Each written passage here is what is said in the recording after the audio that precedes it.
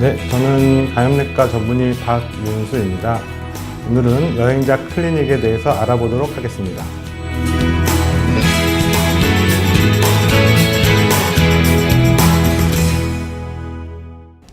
최근에는 여행을 이제 많이 하게 됩니다. 많이 하시고 있는데, 해당 여행지에 갈 때 어떤 감염병 내지는 풍토병에 대한 정보를 드리고요. 필요한 경우 예방 주사나 예방약을 처방해 드립니다.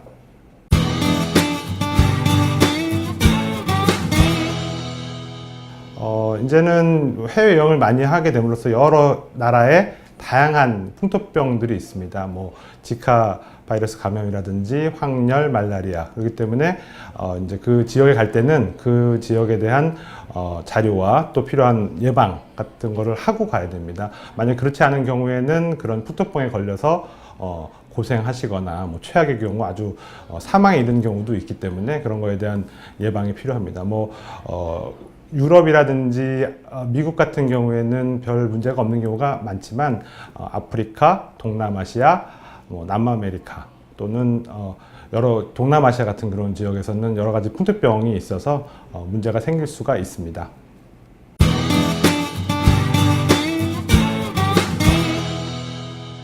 여러 가지 질병이 있습니다.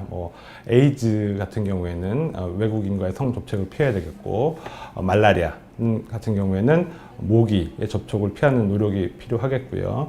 그 이외에도 황열은 꼭 예방주사를 맞지 않으면 입국을 시켜주지 않는 그런 나라들이 있기 때문에 필요한 경우에 황열은 반드시 주사를 맞고 가셔야 됩니다.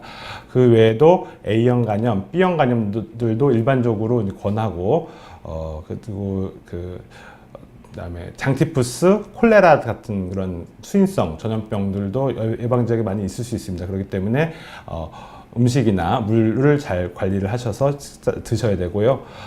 그 외에도 아프리카 같은 지역에 가실 때는 뇌수막염 이런 것들도 예방주사를 필요한 경우에 맞을 수 있기 때문에 여행자 클리닉으로 오셔서 치료를 받으시는 것이 좋겠습니다.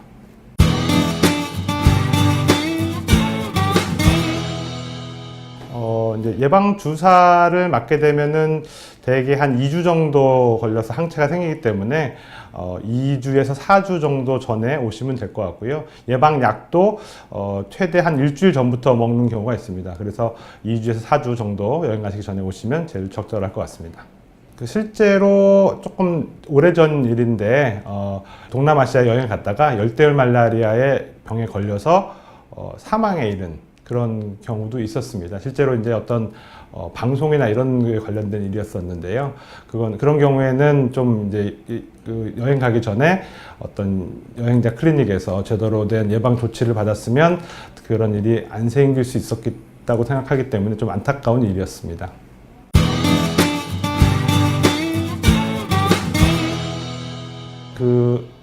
여행지에서 여러 가지 감염병에 따라서 다양하겠는데요. 예를 들어서 에이즈 같은 경우에는 특히 이제 외국인하고의 어떤 성관계 이런 것들을 삼가해야 되겠고, 말라리아는 기본적으로 이제 모기에 관련된 거니까 모기를 피하는 게 중요하고 말라리아 예방약이 있습니다. 그래서 동남아시아나 아프리카 갈 때는 말라리아 예방약이 필요하고요. 지카 바이러스, 그다음에 댕기열 이런 것들은 다 모기와 관련된 겁니다. 그래서 모기 기피제 같은 것들이 기피제를 꼭 가지고 가시는 게 좋겠습니다.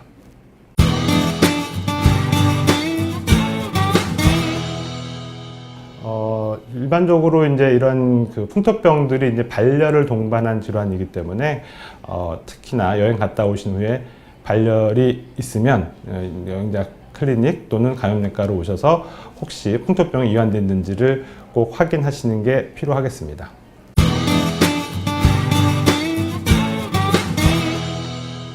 가시고자 하는 여행지에 따라서 여러 가지 풍토병의 분포가 다릅니다. 아프리카, 남아메리카, 동남아시아 그런 곳들 다 풍토병 분포가 다르기 때문에 여행자 클리닉에 와서 정보를 얻으실 수가 있고요. 나중에 여행을 갔다 오신 다음에 발열 등의 증상이 생겨서 진료를 보시게 될 때에는 어느 곳을 여행하고 왔다는 그런 정보를 반드시 의사한테 알려주셔야 됩니다. 그래야지 그 풍토병과 관련된 병과 연관지어서 진단을 할 수 있기 때문에 여행 갔다 오신 경우에는 병원에 오셔서 반드시 여행했다는 그런 것들을 의사에게 꼭 알려주시기 바랍니다.